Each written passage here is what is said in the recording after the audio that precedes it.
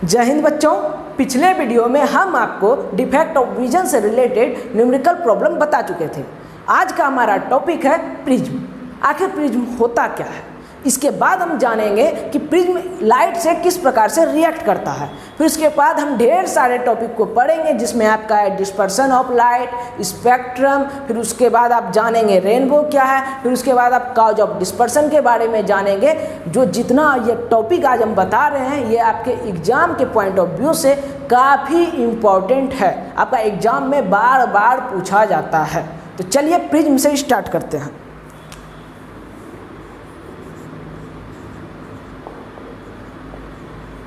Prism क्या है समझिएगा, कुछ नहीं, यह बस एक ट्रांसपेरेंट मीडियम है। हम क्या बताएं, यह एक पारदर्शी माध्यम है और कुछ नहीं है। जिस प्रकार से आप ग्लास स्लैब के बारे में पढ़े थे और उसके द्वारा लाइट के रिफ्रैक्शन को देखे थे, उसी प्रकार से प्रिज्म भी एक ट्रांसपेरेंट मीडियम है।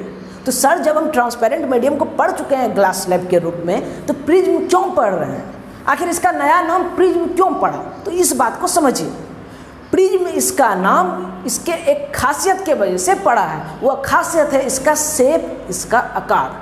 ग्लास स्लैब आप रेक्टेंगुलर देखते थे जिसका सरफेस क्या होता था, एक दूसरे के पैरेलल होता था, लेकिन प्रिज्म में ऐसा नहीं है। यह जो प्रिज्म होता है यह जिस सरफेस से घिरा हुआ रहता है वह इंक्लाइंड रहता है, कुछ इस प्रकार से, कुछ एंगल से इंक्लाइंड रहता है। तो चलिए पहले इसके डेफिनेशन को लिखते हैं।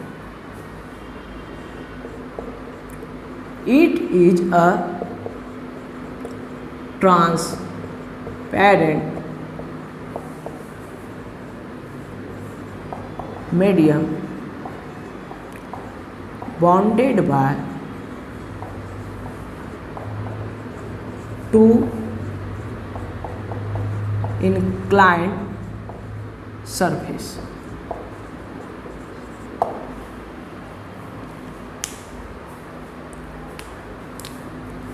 हिंदी वाले लिखेंगे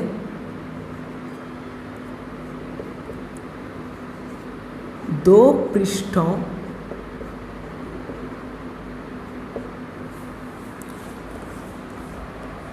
इंक्लाइंड है, तो दो झुके हुए पृष्ठों से घिरे पारदर्शी माध्यम को प्रिज्म कहते हैं।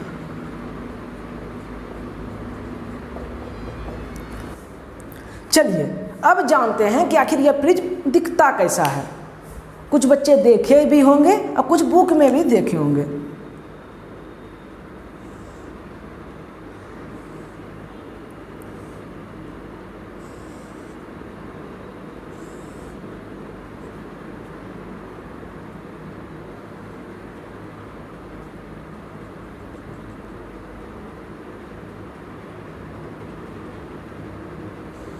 ये रहा आपका कुछ प्रिज्म, स्क्रीन पे भी आप देख सकते हैं। लेकिन जब हम इसका लाइट के साथ कुछ क्रिया करवाते हैं, जब लाइट इससे पास होता है, तो उस समय हम इसको इतना जटिलता से 3D स्ट्रक्चर में नहीं बनाते हैं, सिंपली एक ट्रायंगल बना देते हैं और इसको एक प्रिज्म मान लिया जाता है।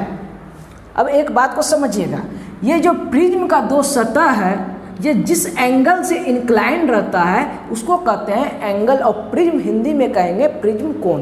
तो चलिए इस बात को लिख लेते हैं पहले, फिर उसके बाद हम लाइट का रिफ्रैक्शन प्रिज्म के द्वारा करवाएंगे।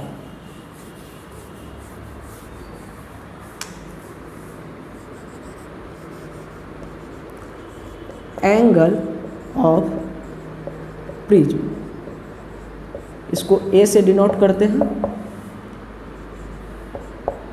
It is the angle between two lateral surfaces of prism।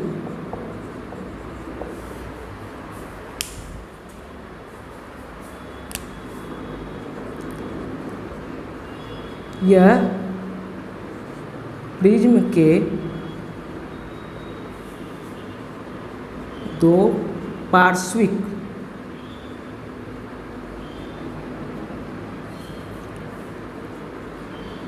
सतहों के बीच का कोण है। चलिए इसको नोट करिए, फिर उसके बाद हम देखेंगे कि लाइट आखिर प्रिज्म के साथ किस प्रकार से रिफ्रैक्शन होता है।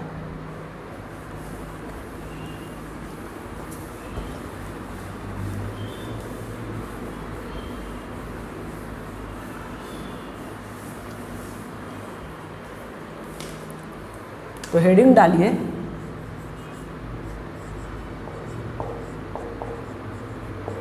Refraction of light by prism. Hindi वाले लिखेंगे प्रकाश का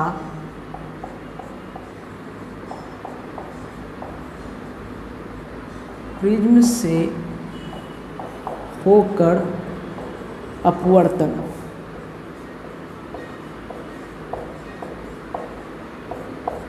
अब चूंकि प्रिज्म एक ट्रांसपेरेंट मीडियम है तो वाजिब सा बात है यह लाइट को रिफ्लेक्ट करेगा ही।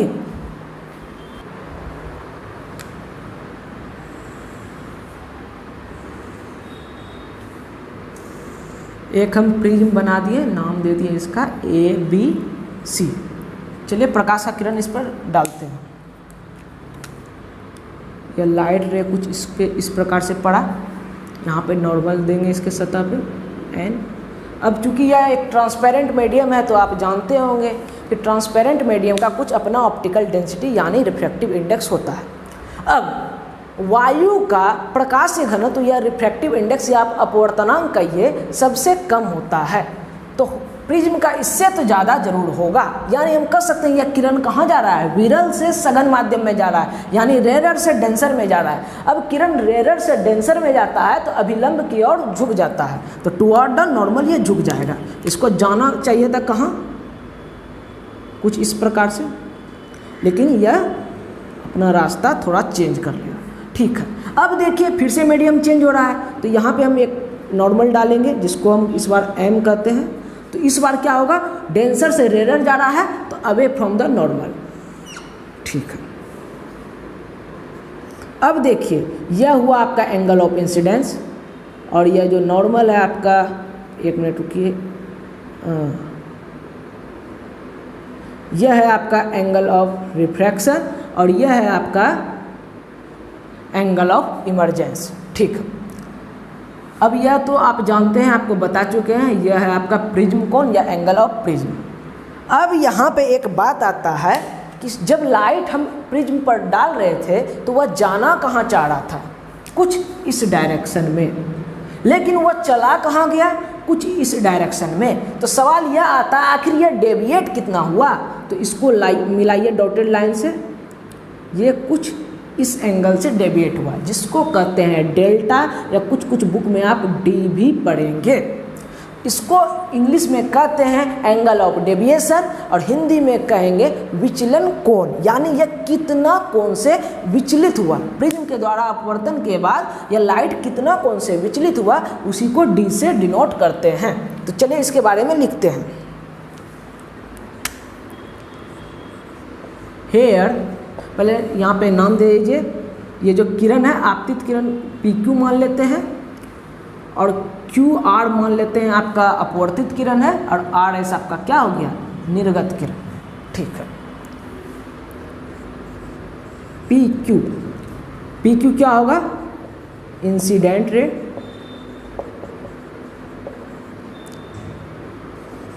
QR क्या होगा, रिफ्रैक्टेड रे, RS क्या होगा, इमर्जेंट रे। ठीक है, और बोलिए एंगल I क्या है, एंगल ऑफ इंसिडेंस। ठीक है, एंगल R क्या है, एंगल ऑफ रिफ्रैक्शन। ठीक है, इधर लिखते हैं अब एंगल ई क्या है, एंगल ऑफ इमर्जेंस। फिर उसके बाद आपका ए क्या है, angle A, angle of prism. आपका डेल्टा या डी क्या है, डेल्टा या डी, और कहिए, और ये रहने दीजिए, स्लैश दे देते हैं, एंगल ऑफ डेविएशन। हिंदी में इसको कहेंगे निर्गत कोण, एंगल ऑफ प्रिज्म को प्रिज्म कोण,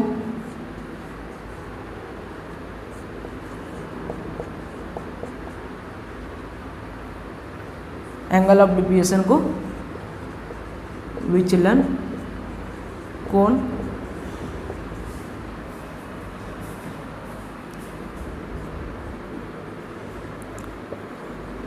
आपतित किरण,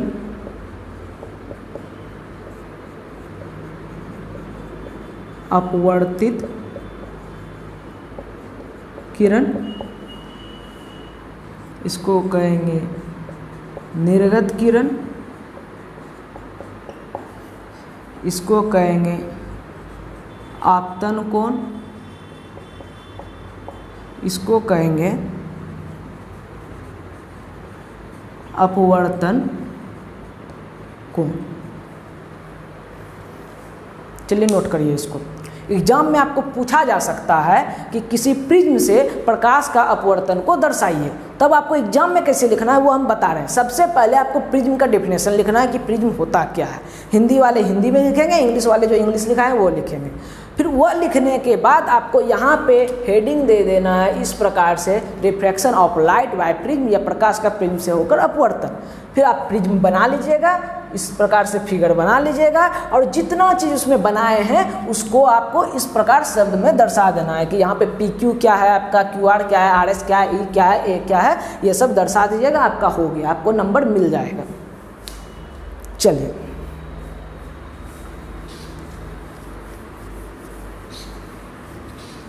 तो यह एग्जाम में काफ़ी बार पूछा जाता है, इसलिए इसको अच्छे से याद रखिएगा।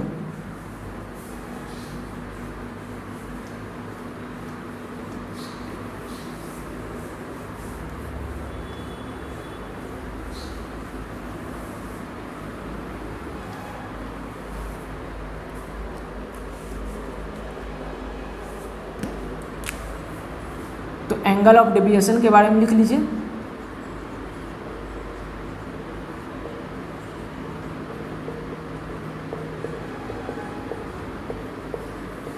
इसको कहते हैं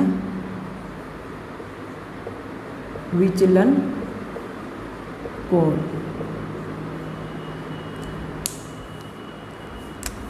लिखिएगा the angle between incident ray and emergent ray of prism is called angle of deviation।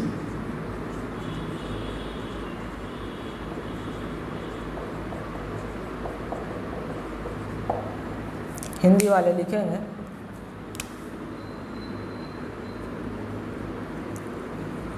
आपतित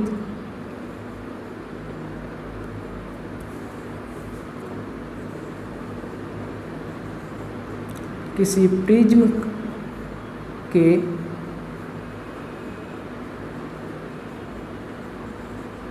आपतित किरण और निर्गत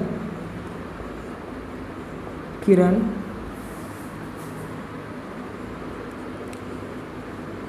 के बीच के कोण को विचलन कोण कहते हैं।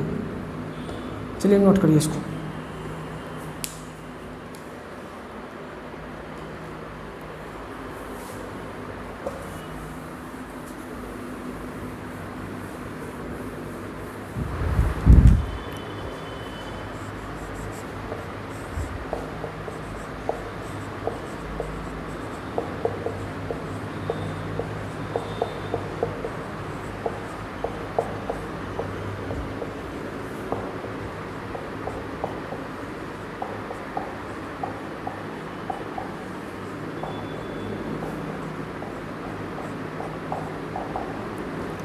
अब प्रकाश का वर्ण विक्षेपण क्या है, सबको जरा अच्छे से समझिए। वर्ण विक्षेपण, विक्षेपण का अर्थ होता है बट जाना, टुकड़ों में बटना। और वर्ण हमारी आम चाल की भाषा में वर्ण को कहेंगे रंग, यानी रंगों का बट जाना।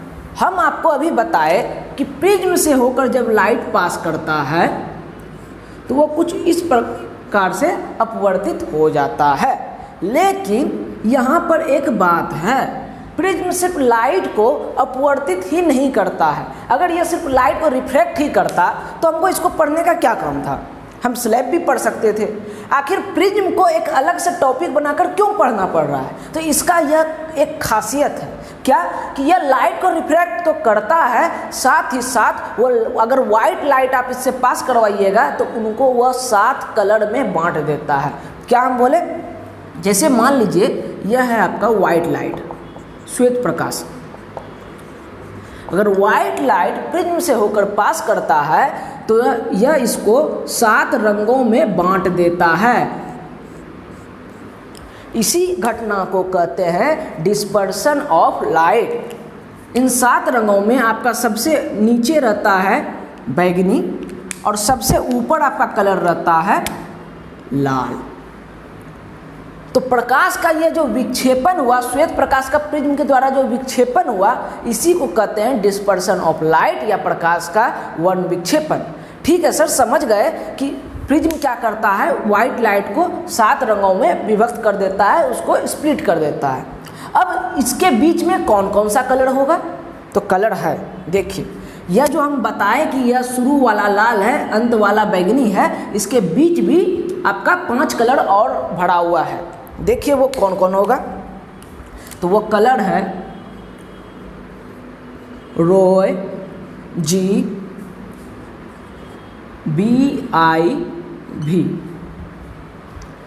तो सबसे पहले आपका R4, R मीन है आपका रेड, रेड होगा सबसे पहले, फिर उसके बाद होगा ऑरेंज, फिर होगा आपका येलो, फिर होगा आपका ग्रीन, फिर होगा आपका ब्लू, फिर होगा आपका इंडिगो, और लास्ट में आपका सबसे नीचे जो होगा कलर वो होगा आपका वायलेट।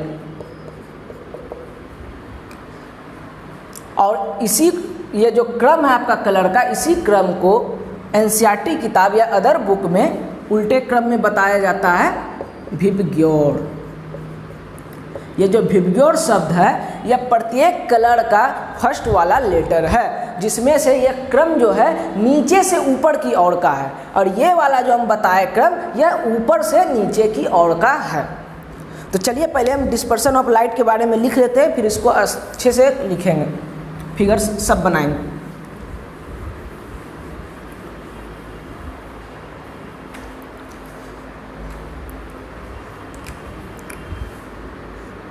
लिखिए the phenomena of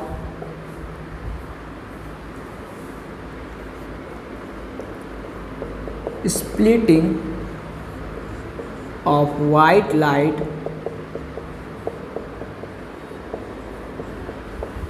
into its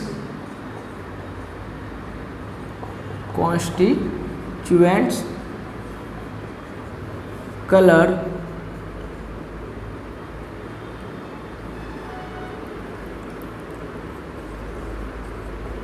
is called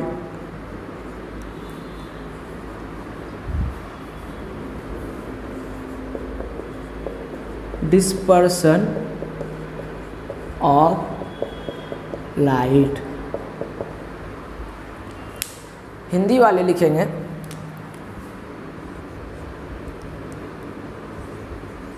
श्वेत प्रकाश का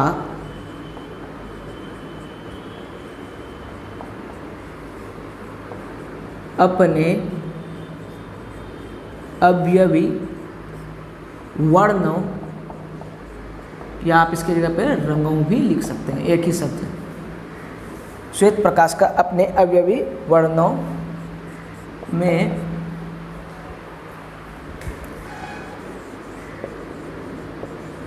विभक्त हो जाने की घटना को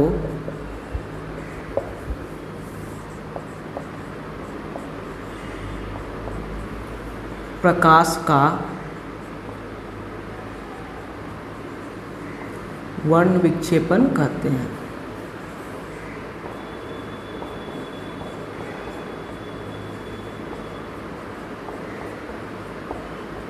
काफ़ी इम्पोर्टेंट टॉपिक है, एग्जाम में हमेशा पूछा जाता है, नोट करिए।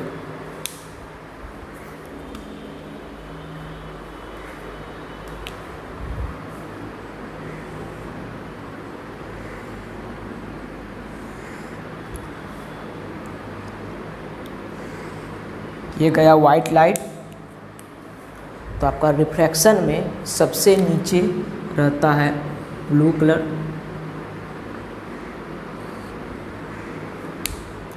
और सबसे ऊपर रहता है आपका रेड कलर। अब यहाँ पे आप लगा दीजिए एक स्लिट, कार्डबोर्ड लगा दीजिए, जिससे क्या हो, उसमें एक कार्डबोर्ड में छिद्र कर दीजिएगा, जिससे लाइट जो है आपका एक बीम की तरह जाए, एक किरण की तरह जाए।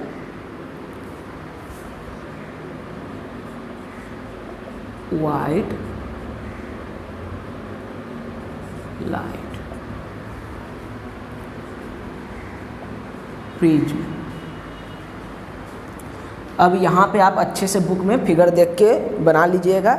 यहाँ पे लिखिएगा रेड छोटे छोटे अक्षरों में, यहाँ पे लिखिएगा वायलेट। क्योंकि मेरे पास हर कलर का मार्कर मौजूद नहीं है, इसीलिए हम सिर्फ ऊपर वाला और नीचे वाला लिख के दिखा दिए। अब इसका क्रम आप जान लीजिए, तो क्रम हम क्या बताएं, याद कर लीजिए। रॉय जी बी आई भी, रॉय जी बी आई भी, रॉय जी बी आई भी, यह है आपका ऊपर से नीचे की ओर का क्रम। और अगर आपको नीचे से ऊपर की ओर का क्रम जानना है तो वह किताब में भी मौजूद है, आप लिख सकते हैं VIBGYOR.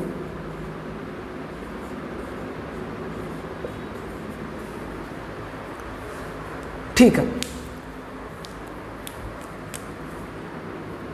Red, orange, yellow, green, blue,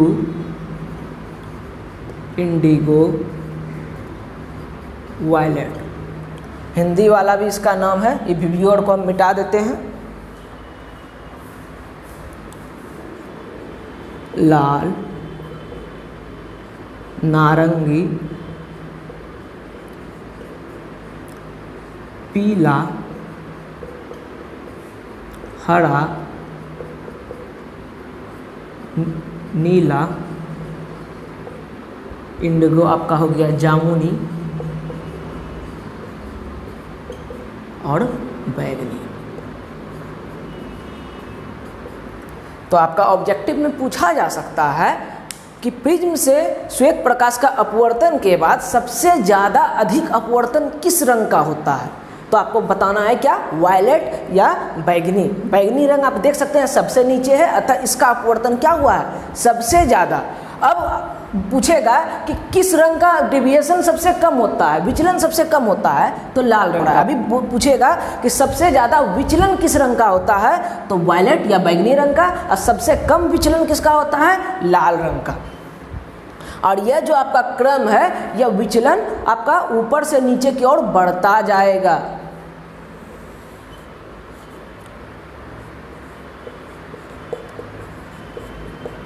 deviation, विचलन। तो इस क्रम को याद रखिएगा। आपको दो कलर में तुलना भी करके पूछ देगा। जैसे पूछेगा नारंगी और हरा में सबसे ज़्यादा विचलन किस रंग का होता है, तो आपको देखना है हरा है आपका नारंगी के नीचे। चूंकि यह हरा नारंगी के नीचे है, इसलिए हरा का विचलन नारंगी के मुकाबले ज़्यादा होगा। अब हिंदी वाले के लिए शब्द क्या है याद करने का, देखिए बै जा नी हपी नाला, बैजानी हपी नाला, यह आपका नीचे से ऊपर की ओर का क्रम है। बै मतलब बैगनी, जा मतलब जामुनी, नी मतलब नीला, ह मतलब हरा, अब पी मतलब पीला, ना मतलब आपका नारंगी और ला मतलब लाल। तो इसको हिंदी वाले याद रख सकते हैं, नहीं तो वैसे भी आप रख सकते हैं याद, ROAGBIV। चलिए इसको नोट करिए, इतना सा फिगर बनाइए और इसको नोट करिए।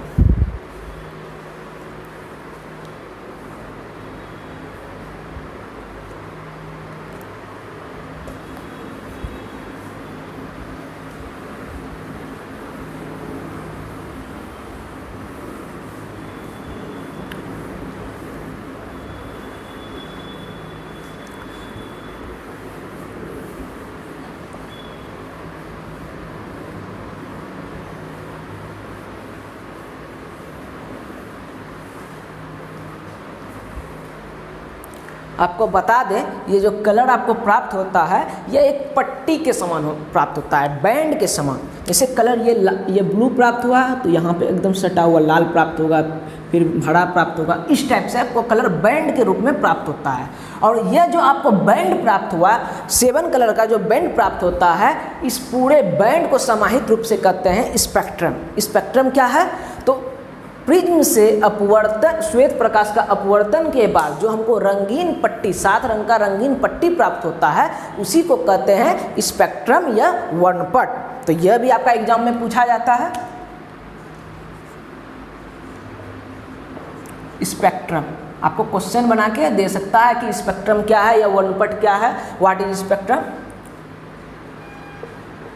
वर्णपट, या आप इसको स्पेक्ट्रम भी ऐसे कह सकते हैं, हिंदी में भी कुछ भी दे सकता है। तो लिखिए, due to dispersion of white light, the band of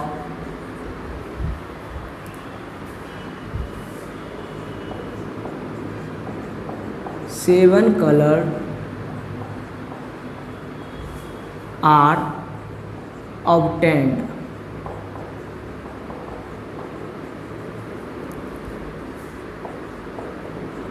Which is known as spectrum.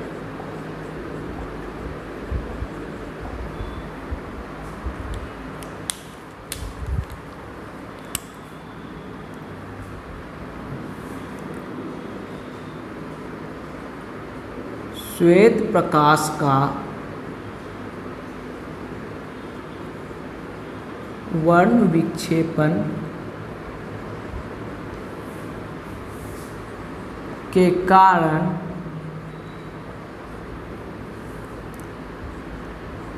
सात रंगों की पट्टियाँ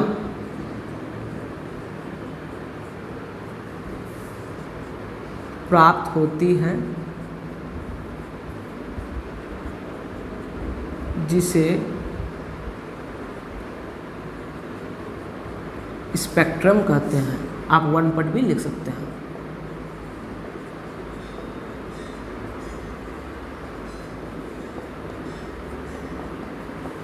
श्वेत प्रकाश का वर्ण विक्षेपण के कारण 7 रंगों की पट्टियाँ प्राप्त होती है, जिसे स्पेक्ट्रम कहते हैं। एक बात याद रखिएगा, आपको एग्जाम में यदि डिस्पर्सन ऑफ लाइट पूछे तो भी आपको यही फिगर बनाना है और इन रंगों को थोड़ा सा डिस्क्राइब कर देना है कि इसमें कौन कौन सा रंग आ रहा है। तो इस तरह से आपको क्रम दिखा देना है। फिर उसके बाद अगर आपको स्पेक्ट्रम या वर्णपट कुछ भी पूछ दे तो उसमें भी आपको सेम टू सेम यही फिगर बनाना है और ये चीज़ आपको उतार देना है और इस तरह से आप तीर दिखा दीजिएगा कि डेविएशन नीचे की ओर बढ़ता जा रहा है।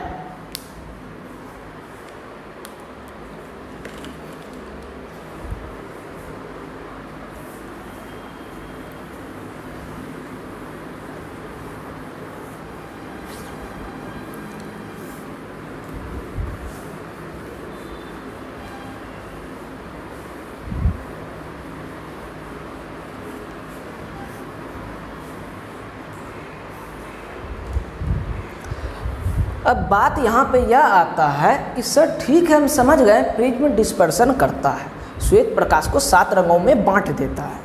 आखिर यह करता क्यों है? ऐसा क्या है इसमें जो यह 7 रंगों में श्वेत प्रकाश को बांट दिया? जबकि आप याद करिए, हम प्रिज्म का डेफिनेशन में आपको क्या बताए थे शुरू में। प्रिज्म क्या है? कुछ नहीं, बस एक ट्रांसपेरेंट मीडियम है, पारदर्शी माध्यम है। तब पारदर्शी माध्यम तो आपका ग्लास स्लैब भी तो था, प्रिज्म भी है उसी प्रकार से। तो यह आपको 7 कलर में श्वेत प्रकाश को बांट दे रहा है, यह नहीं बांटता है। ऐसा क्यों? यह भेदभाव क्यों हो रहा है जबकि दोनों तो एक ही मटेरियल से बना है? तो इसका कारण है, जब आप ग्लास स्लैब में प्रकाश का अपवर्तन देखते थे तो उस टाइम आप देखते थे क्या कि यह इससे जो लाइट पास होता है उसमें विचलन नहीं होता है। आप याद करिए, ग्लास स्लैब द्वारा एंगल ऑफ डेविएशन कितना होता है? 0। क्यों? क्योंकि यह वाला सतह इसको मोड़ता है टुवर्ड द नॉर्मल। अगर इधर की ओर मोड़ा तो यह वाला सतह इसको अवे फ्रॉम द नॉर्मल मोड़ देता है। यह इसको मोड़ता है इधर तो यह उसको उसी मात्रा में उधर मोड़ देता है। इसीलिए एंगल ऑफ डेविएशन 0 होता है, जिस कारण से आप देख सकते हैं यह जो आपका इसको कहते हैं इमर्जेंट रे। यह जो आपका इमर्जेंट रे है यह आपका इंसिडेंट रे के पैरेलल हो जाता है। अब पैरेलल रे के बीच का एंगल कितना होता है? 0 डिग्री, यानी डेविएशन कुछ हुआ ही नहीं। तो हुआ क्या सर? सिर्फ अपना पोजीशन में थोड़ा शिफ्ट हो गया और उसी के बीच के डिस्टेंस को आपका लेटरल डिस्प्लेसमेंट या पार्श्विक विस्थापन कहते हैं। तो हम कह सकते हैं कि ग्लास स्लैब में आपका डेविएशन नहीं होता है, जिस कारण से इसमें हमको स्पेक्ट्रम प्राप्त नहीं होता है। लेकिन बात जब करें हम प्रिज्म की तो इसको जरा सा ध्यान से देखिए। यह गया श्वेत प्रकाश, तो इसमें नॉर्मल डालें तो आपका रेयर से डेंसर मीडियम में जाएगा तो टुवर्ड द नॉर्मल मुड़ेगा। तो यह कुछ टुवर्ड द नॉर्मल मुड़ गया। तो यह किधर मोड़ा लाइट को? इस डायरेक्शन में। डायरेक्शन जरा सा याद रखिएगा, ठीक है। अब देखिए यह गया डेंसर से रेयर मीडियम, तो यहाँ पे भी फिर से नॉर्मल देते हैं। तो डेंसर से रेयर में जाता है तो क्या होता है? अवे फ्रॉम द नॉर्मल, यानी नॉर्मल से दूर। तो यह नॉर्मल से दूर चला गया। तो नॉर्मल से दूर जाने का अर्थ क्या है? एक मिनट, तो हम बता रहे थे ये वाला सरफेस भी इस लाइट को नीचे की ओर मोड़ दिया। तो प्रिज्म का क्या होता है? दोनों lateral surface ray of light को एक ही डायरेक्शन में मोड़ता है, जिस कारण से डेविएशन होता है, विचलन होता है। लेकिन वो बात ग्लास स्लैब में नहीं है। ग्लास स्लैब का चूंकि सरफेस पैरेलल होता है, इसी कारण से यहाँ पे डेविएशन दोनों सरफेस का एक दूसरे के विपरीत होता है। अब एक दूसरे के विपरीत हुआ, हम देखिए, हम एक गाड़ी को 5 मीटर ढकेलें तो कहा जाएगा कि गाड़ी 5 मीटर आगे बढ़ी, लेकिन कोई लड़का आया उधर से 5 मीटर वापस पीछे ढकेल दिया तो गाड़ी वहीं का वहीं आ जाएगा। अब कोई बाहरी आदमी आएगा, वह गाड़ी का स्थिति को देख के क्या बोलेगा? वह 5 मीटर आगे गया था, 5 मीटर पीछे आया? नहीं, वह नेट डिस्प्लेसमेंट के बारे में बात करेगा। वह बोलेगा गाड़ी बढ़ा ही नहीं है, वो जहाँ खड़ा था वहीं पे खड़ा का खड़े है। तो हम कह सकते हैं कि प्रिज्म में डिस्पर्सन ऑफ लाइट का मेन कारण है उसका लेटरल सरफेस, यानी उसका शेप, उसका आकार, वह एक दूसरे के ऊपर इंक्लाइंड रहता है, जिस कारण से वह डिस्पर्सन कर पाता है। लेकिन बात रहा ग्लास स्लैब का, तो ग्लास स्लैब का सरफेस क्या होता है, एक दूसरे के पैरेलल होता है, जिस कारण से वह डिविएशन नहीं कर पाता है। यह तो बात हुई प्रिज्म की और ग्लास स्लैब का कि कौन कर पाता है कौन नहीं। अब सवाल आता है, सर बहुत पढ़े डिस्पर्सन यह होता क्यों है? तो इस चीज का अब जवाब देखिए। प्रकाश की तरंग प्रकृति, वेव नेचर ऑफ लाइट।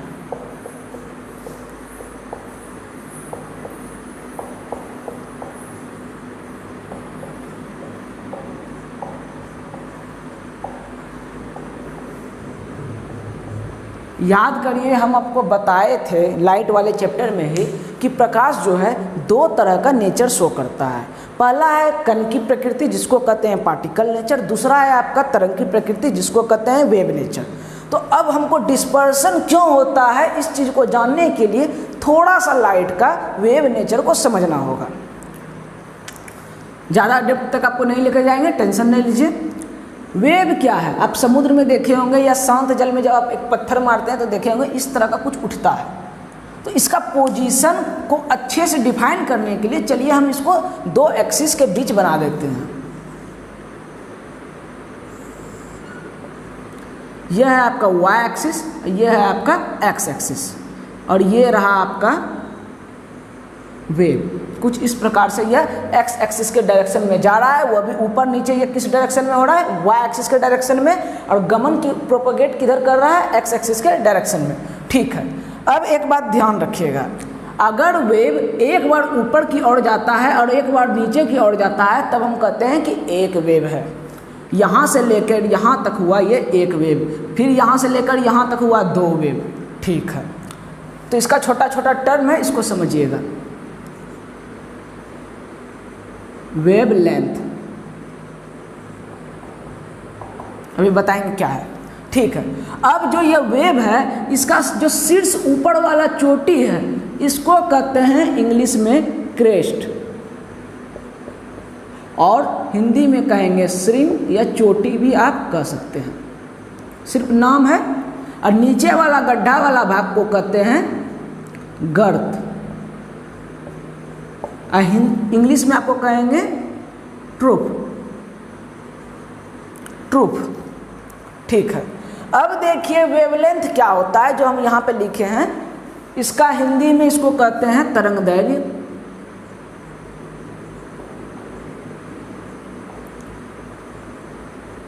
तरंगदैर्घ्य एक वेव का लेंथ को कहते हैं वेवलेंथ। यानी हम क्या बोले, एक बार ऊपर वेव जाता है और एक बार नीचे जाता है तो उसको कहते हैं एक वेव।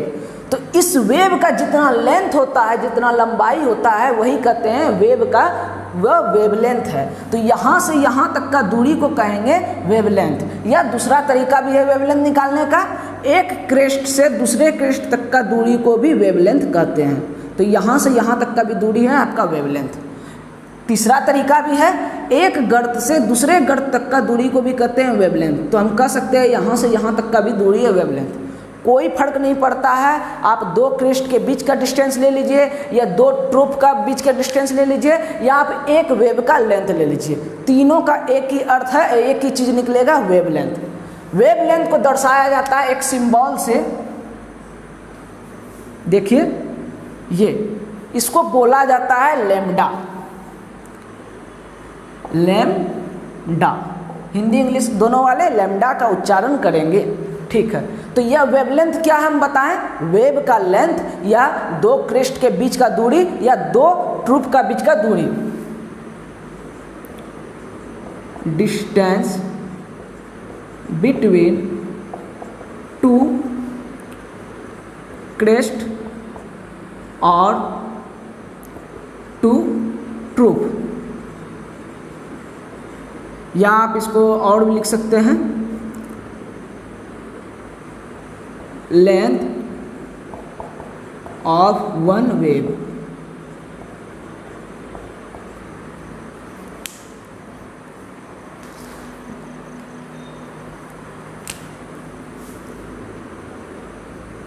दो गर्त या श्रृंग के बीच की दूरी, या हम दूसरे भाषा में कह सकते हैं एक तरंग की दूरी, एक तरंग की लंबाई लिखिए। ठीक है, तो यह हुआ आपका वेवलेंथ, इसका सिंबल है लैम्डा। ठीक है, अब समझिए एक दूसरा टर्म फ्रीक्वेंसी। फ्रीक्वेंसी क्या होता है? फ्रीक्वेंसी का अर्थ है पर यूनिट टाइम में कोई चीज़ कितना बार रिपीट हुआ, यानी ये रिपीटेशन को दर्शाता है कि प्रति इकाई समय में कितना कोई चीज़ रिपीट हो रहा है, उसी को कहते हैं फ्रीक्वेंसी। लेकिन जब हम वेव की बात करते हैं तो वेव में क्या चीज़ आपका रिपीट होगा, इस चीज़ को देखिए। वेव यहाँ पे ऐसे ऐसे बढ़ता जाता है, तो यदि हम इसको वेव के रूप में माने, टुकड़ा में इसको बांट दें कि यह एक वेव पास हुआ, दूसरा वेव पास हुआ, तीसरा वेव पास हुआ, कोई यहाँ पे एक पॉइंट दे दीजिए।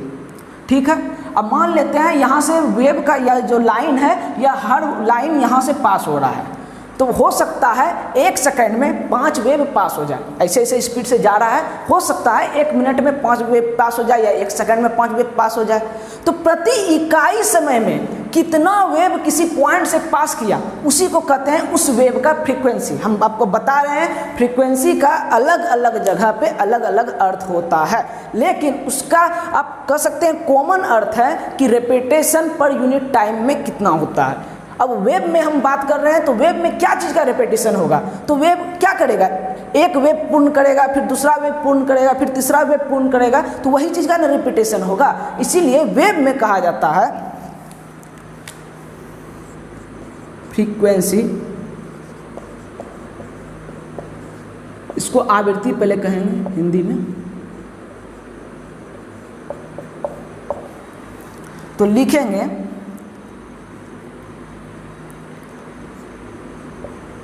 the number of wave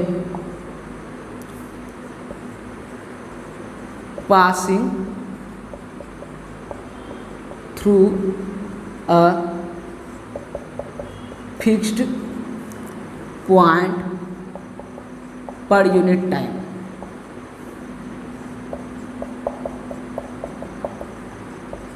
तो यह फ्रीक्वेंसी का अर्थ हो गया वेव के संदर्भ में। हिंदी वाले लिख लीजिए, यहाँ लिखते हैं किसी निश्चित बिंदु से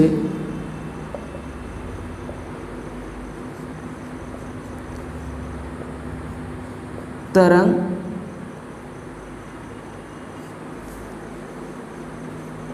की गुजरन, किसी निश्चित बिंदु से प्रति इकाई समय में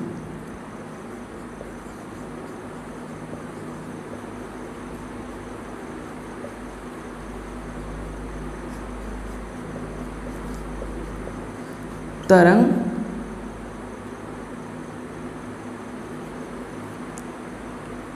इकाई समय में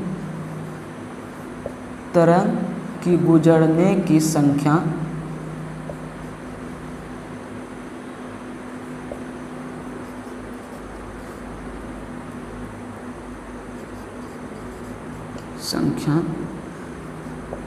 तरंग की आवृत्ति कहलाती है।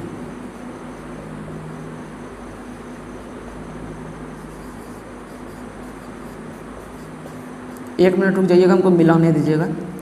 किसी निश्चित बिंदु से प्रति इकाई समय में तरंग की गुजरने की संख्या तरंग की आवृत्ति कहलाती है। चलिए सही है। अब इसका भी कुछ सिंबल होता है, तो सिंबल यहाँ पे देख लीजिए, हम बना देते हैं छोटी एफ, या एक ये सिंबल है जिसको पढ़ते हैं न्यू, न्यू उच्चारण करेंगे आप न्यू से, इसको न्यू पढ़ा जाता है या छोटी एफ भी कह सकते हैं। ठीक है, इसको पहले आप नोट कर लीजिए। वेवलेंथ होता है वेव का, अब फ्रीक्वेंसी होता है। फ्रीक्वेंसी क्या हुआ, किसी खास पॉइंट से कितना वेव का संख्या पास किया, वही उसका, वो भी प्रति इकाई समय में, वही हुआ उसका वेव का फ्रीक्वेंसी। मिटाएंगे, इसको नोट कर लीजिए पहले। ठीक है,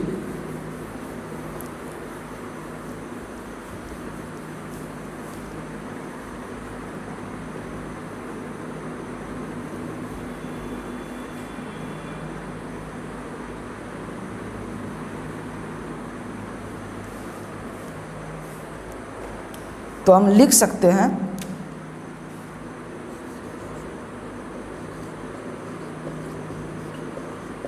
frequency is equal to number of wave upon time.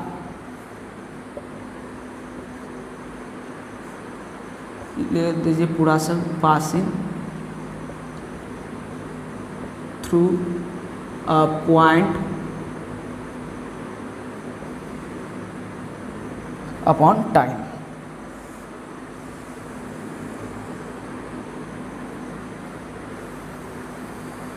ये हो गया आपका फॉर्मूला। हिंदी वाले लिखेंगे आवृत्ति बराबर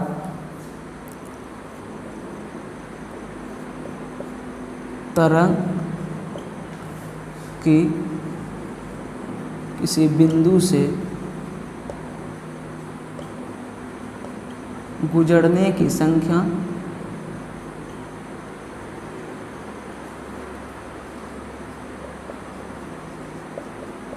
अपॉन समय।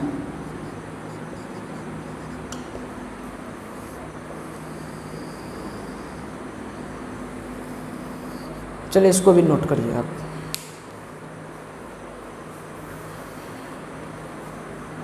अब ये हम मिटा रहे हैं, इसको भी क्रेस्ट ही बोलेंगे। जितना ऊंचा वाला टॉप वाला भाग है, चोटी एकदम शिखर का, उसको कहेंगे क्रेस्ट, और नीचे वाला भाग को कहेंगे गर्त, जिसको इंग्लिश में कहते हैं ट्रूफ।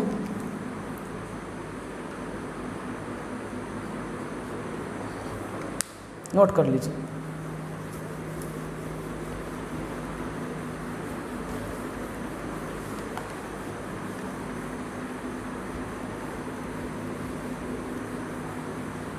अब हमको निकालना है एक फॉर्मूला कि वेव का स्पीड क्या होता है, कोई तरंग का स्पीड क्या होगा।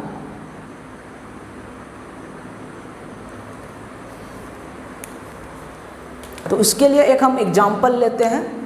सपोज करिए यह एक कोई स्टेशन है का लाइन दिया हुआ है, बाउंड्री, कोई खंबा होगा दो, या एक इस पार खंबा है, एक इस पार खंबा है, रेल का यह पटरी है। यहाँ पर एक मशीन लगा हुआ है। अब रेलगाड़ी का 5 बोगी है और हम एज्यूम करके चल रहे हैं यह प्रत्येक बोगी एक दूसरे से एकदम सटा हुआ है, इसके बीच में गैप एकदम मिनिमम है। ठीक है, और प्रत्येक बोगी का लंबाई 2 मीटर है आपका, 2 मीटर 2 मीटर सबका वही है 2 मीटर। ठीक है, तो वहाँ पे मशीन लगाया गया और चेक करना चाहते हैं कि प्रति यूनिट टाइम में, और टाइम हम यहाँ पे चलिए सेकंड देते हैं, कि प्रति सेकंड में कितना बोगी इस लाइन को पार किया। तो एज्यूम करते हैं कि इस कंडीशन में 5 बोगी पर सेकंड में पास किया। ठीक है, 5 बोगी पर सेकंड में पास किया। तो अब यहाँ पे क्वेश्चन आता है, तो ट्रेन का स्पीड क्या है, अच्छे से समझिएगा। 5 बोगी पास कर रहा है पर सेकंड में, और बोगी का आपको लंबाई दिया हुआ है पर बोगी का, तो उसका स्पीड ट्रेन का पूछ रहा है निकालने के लिए। तो देखिए स्पीड कैसे निकलेगा। स्पीड बराबर क्या होता है, डिस्टेंस अपॉन टाइम।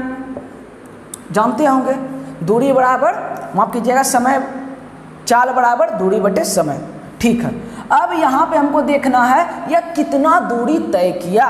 तो पहले यहाँ पे देखिए 1 सेकंड में हम जान रहे हैं 5 बोगी पास कर चुका है, तो कुल लंबाई या कितना दूरी तय किया 1 सेकंड में, तो 2 मीटर 2 मीटर 2 मीटर 2 मीटर करके 10 गो बोगी या माफ कीजिएगा 5 बोगी पास किया है तो 10 मीटर। तो हम कह सकते हैं कि नंबर ऑफ बोगी कितना है 5 गुना एक बोगी का लंबाई है 2 मीटर अपॉन यह कितना देर में पास कर रहा है 1 सेकंड में। तो यह निकल गया आपका ट्रेन का स्पीड यानी 10 मीटर प्रति सेकंड। अच्छे से समझ लीजिए, एक बोगी का लंबाई था 2 मीटर, अब हम कंडीशन दे दिए कि पर सेकंड में 5 बोगी पास कर जाता है। तो 5 बोगी पास करने का अर्थ है कि प्रति सेकंड में वो 10 मीटर चल गया। अब प्रति सेकंड में कोई अगर 10 मीटर चलता है तो वही तो उसका स्पीड है 10 मीटर पर सेकंड। अब हम आते हैं वेव पर। ये सिर्फ हम आपको एग्जाम्पल दिए ताकि आप वेव को अच्छे से समझ जाएं। मान लीजिए कोई यहाँ पे एक फिक्स्ड पॉइंट है और यहाँ से निश्चित है कि हर वेव गुजरेगा, तो एज्यूम करके चलिए कि नंबर ऑफ कोई नंबर का वेव इस पॉइंट से गुजर रहा है। तो अब हमको वेव का स्पीड निकालना है।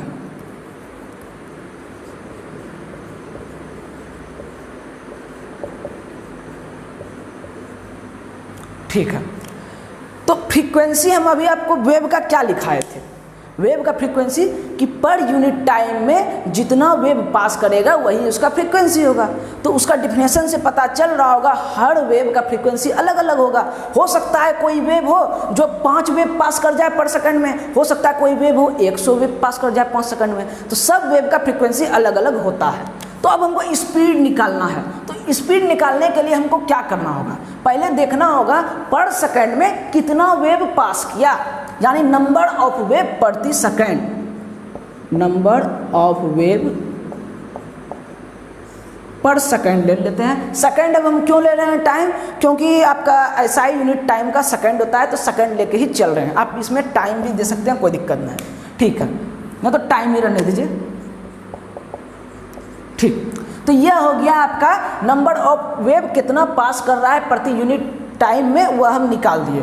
अब हमको जानना है कि एक वेव का लेंथ कितना है। तो एक वेव का लेंथ एज्यूम करके चल रहे हैं है आपका लैम्डा, तो इनटू वेव लेंथ।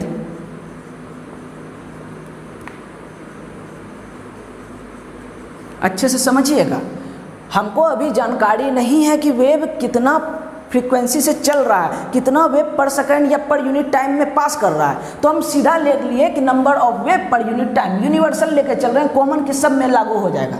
तो कुछ भी हो सकता है, किसी में 5 होगा, किसी में 10 होगा, वह बात की बात है।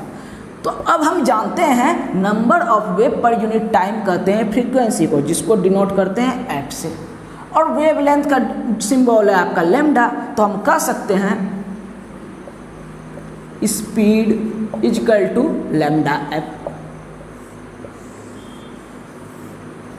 इस चीज को नोट कर लीजिए, एकदम इंपॉर्टेंट है। ठीक है, अब हम स्पीड तो निकाल लिए वेव का। अब हम आते हैं कुछ जानकारी के लिए, कुछ जानकारी पे आते हैं कि वेव का कुछ आपको बता देते हैं प्रॉपर्टी क्या होता है।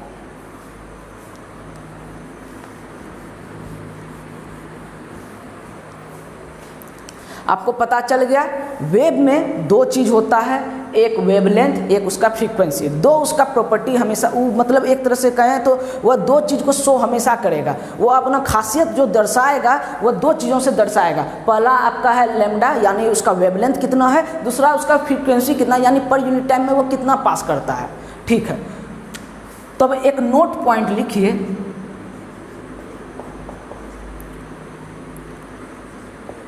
when a light wave enters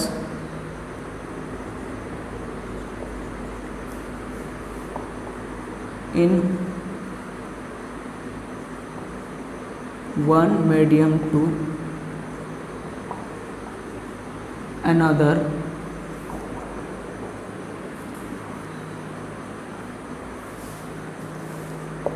its frequency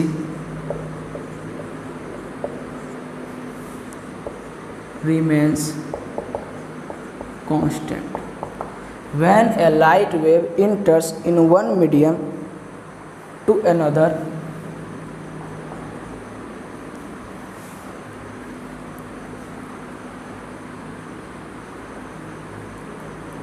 from होगा यहाँ पे, from one medium to another its frequency remains constant. ठीक है, हिंदी वाले के लिए भी लिख देते हैं। हिंदी वाले यहाँ पे लिख लीजिए स्पीड ऑफ वेव, तो तरंग की चाल, इसको अभी मिटाएंगे इसीलिए नोट कर लीजिएगा जल्दी से। नंबर ऑफ वेव यानी तरंग की संख्या, टाइम तो समय को कहते हैं, जानते होंगे। अब वेवलेंथ आप तरंग दैर्घ्य लिख लीजिएगा।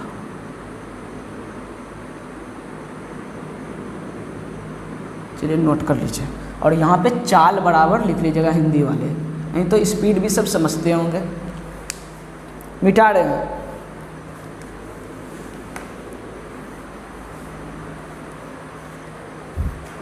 ठीक है,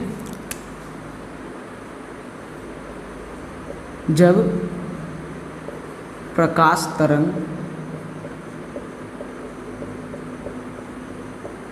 एक माध्यम से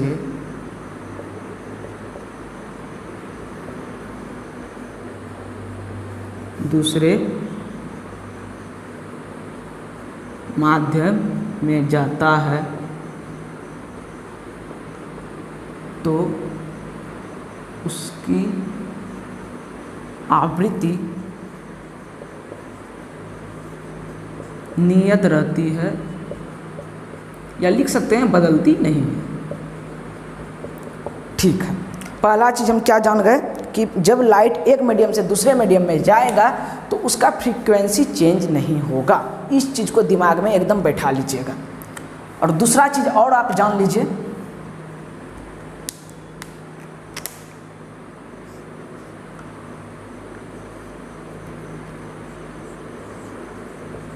डेविएशन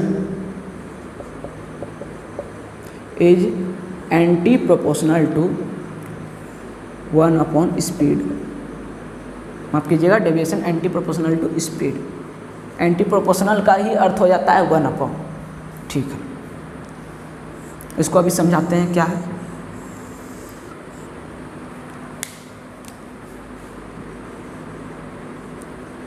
विचलन व्युत्क्रमानुपाती होता है चाल के। ये 2 नोट पॉइंट है, इसको जरा सा आपको याद रखना है। ठीक है, अब यहाँ पे हम लाइट वेव क्यों लिख रहे हैं इस बात को समझिएगा। हम आपको बताएं प्रकाश 2 प्रकार की प्रकृति को दर्शाता है, एक पार्टिकल नेचर, दूसरा वेव नेचर। तो यहाँ पे जो हम वेव का बात कर रहे हैं, हम लाइट को लेकर चल रहे हैं। वेव तो आपका बहुत प्रकार का होता है, साउंड भी एक वेव है, जो हम बोल रहे हैं यह भी वेव के फॉर्म में निकल रहा है। लेकिन यह जो हम अभी वेव के बारे में बात कर रहे हैं, यह लाइट वेव के बारे में बात कर रहे हैं। तो ये 2 चीज़ को हमेशा याद रखिएगा। पहला कि एक माध्यम से दूसरे माध्यम में जब जाता है प्रकाश, तो उसकी देखिए प्रकाश के पास अब 2 चीज़ है। जब वो वेव नेचर शो करेगा तो 2 चीज़ है, पहला उसका तरंगदैर्घ्य, दूसरा उसका आवृत्ति। तो उसका जब एक माध्यम से दूसरे माध्यम में जाता है तो उसका आवृत्ति चेंज नहीं होता है। यह बात पहला हो गया। दूसरा बात क्या है कि विचलन जो होता है आपका चाल का व्युत्क्रमानुपाती होता है। इसका अर्थ क्या है कि अगर प्रिज्म से होकर लाइट कम स्पीड से जा रहा है तो उसका विचलन ज़्यादा हो जाएगा, और अगर ज़्यादा स्पीड से जा रहा है तो उसका विचलन कम होगा। व्युत्क्रमानुपाती का अर्थ यही है, अगर स्पीड रहा ज़्यादा तो विचलन होगा कम, अगर आपका स्पीड रहा कम तो विचलन होगा ज़्यादा। या उल्टा भी कर सकते हैं, विचलन अगर ज़्यादा हो रहा है तो समझ लीजिए उसका स्पीड है कम, अगर विचलन हो रहा है कम तो स्पीड है उसका ज़्यादा। अब हम इसको मिटा रहे हैं।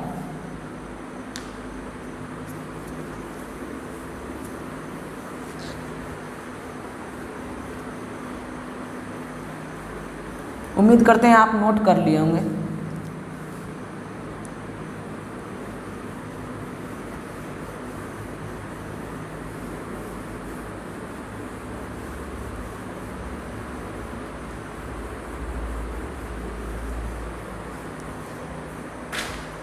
अब यहाँ पे छोटा ऐसा लिख देते हैं फॉर्मूला आपको,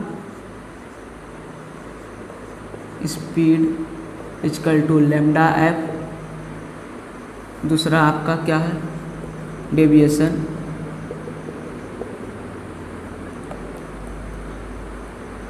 एंटी प्रोपोर्शनल टू स्पीड होगा आपका। ठीक है, तो अब आप याद करिए लाइट वाले चैप्टर में हम क्या बताए थे कि प्रकाश जब एक माध्यम से दूसरे माध्यम में जाता है तब वह उसका क्या होता है, चाल बदल जाता है। अलग अलग माध्यमों में प्रकाश की चाल अलग अलग होती है। अगर निर्वात में सबसे तेज है तो वह दूसरा प्रिज्म से होकर गुजरेगा तो उसका स्पीड कम जाएगा, तो स्पीड बराबर होता है लैम्डा एफ। अब सपोज करिए लाइट एक मीडियम से दूसरे मीडियम में इंटर कर रहा है, प्रिज्म में मान लीजिए जा रहा है, तो स्पीड क्या हो जाएगा, कम, क्योंकि यह ऑप्टिकली डेंसर मीडियम है एज कम्पेयर टू एयर। ठीक है, अब यह हो रहा है कम, लेकिन अभी हम आपको नोट पॉइंट में क्या लिखा है, फ्रीक्वेंसी लाइट का कभी नहीं चेंज होता है। जब वह एक मीडियम से दूसरे मीडियम में जाता है तब उसका फ्रीक्वेंसी चेंज नहीं होता है, कांस्टेंट रहता है। यह रहा कांस्टेंट, या आप कह सकते हैं नियत। ठीक है, अब स्पीड चूंकि बदल रहा है और स्पीड बराबर होता है लैम्डा एफ, यह बदलिए नहीं रहा है, यह एकदम देखिए, इसको मान लीजिए यह है युद्ध, यह है युद्ध, और यह है आपका पहला सैनिक और यह है आपका दूसरा सैनिक। समझिएगा, हम कह रहे हैं कि यह आदमी युद्ध हार रहा है, समझिएगा, यह आदमी युद्ध हार रहा है या यह आदमी चलिए युद्ध जीत रहा है, यह आदमी यहाँ पे युद्ध जीत रहा है। तो युद्ध दो आदमी हम जानते हैं लड़ रहा है, लेकिन एक चीज़ बता दिए कि यह आदमी युद्ध में आपका पार्टिसिपेट नहीं कर रहा है, न्यूट्रल है, चुपचाप ऐसे करके बैठा हुआ है, फिर भी युद्ध जीत रहा है। तो ऐसा कैसे हो सकता है, तब हो ना हो यह जो आपका युद्ध चल रहा है, यह जो आपका वार चल रहा है, यह डायरेक्टली प्रोपोर्शनल होगा इस आदमी का, यानी यह आदमी लड़ेगा तो युद्ध जीतेगा, यह आदमी हारेगा तो युद्ध हारेगा, क्योंकि यह आदमी तो कुछ कर ही नहीं रहा है, यह रहे या नहीं रहे उससे कोई मतलब ही न है। तो उसी प्रकार से अब हम आते हैं इसमें स्पीड में, स्पीड बराबर होता है मेरा लैम्डा एफ, हम जानते हैं। अब हम जान रहे हैं स्पीड मेरा घट रहा है, एक मीडियम से दूसरे मीडियम में जा रहा है तो स्पीड घटता है। अब घटता है और यह चीज़ तो कांस्टेंट है, यह तो कुछ कर ही नहीं रहा है, तब हो ना हो यह आपका क्या हो रहा होगा, घट रहा होगा, तभी तो आपका स्पीड घट रहा होगा। तो हम कह सकते हैं speed is directly proportional to lambda. Lambda लिख सकते हैं या आप इसको शब्द में लिख दीजिए वेवलेंथ।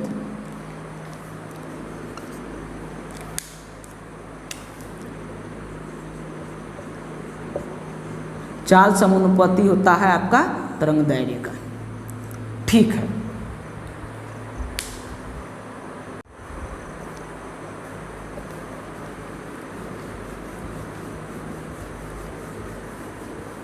तो हम इस चीज़ को यहाँ पे लिख देते हैं, आपका स्पीड डायरेक्टली प्रोपोर्शनल है लैम्डा का। चलिए अब एक नोट पॉइंट लिखिए,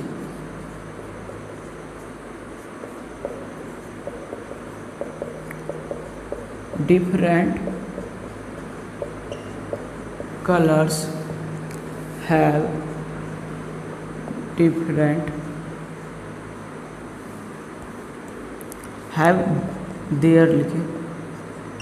their own frequency and wavelength।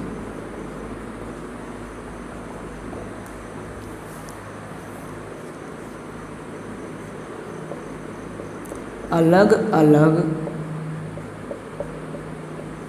वर्णों या रंगों भी आप लिख सकते हैं, वर्ण रंग को ही वर्ण कहते हैं, कि अपनी